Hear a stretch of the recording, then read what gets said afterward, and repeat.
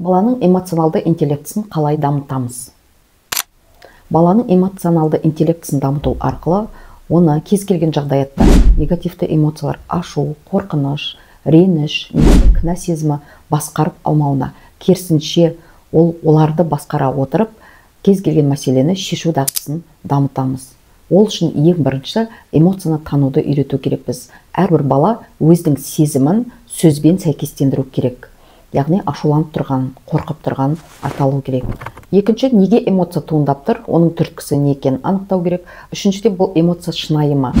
Мысалға, оқушы өзінің затын бір сыныптасы алып қоятын болса, оған ашуланды делік, бұл жерде өте орынды, бірақ бұл эмоциясын, яғни баламен қарым-қатынаста кикілжің тудырмауы тиіс. Яғни өз шекарасын қорғай алу керек, неліктен алмау керек екенін, болмайтындығын сауатты түрде жеткізе алуы маңызды.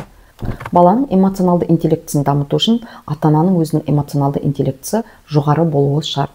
Егер де сіз ашумен ұрысып, баланы ұрып қалатын болсаңыз, онда балаға эмоциясын басқаруды үйрету қиын болады. Мен сізге неге эмоцияны басқару керек атты курс дайындап қойдым. Толық мәлімет алу үшін дайректке эмоция сөзін жазыңыз.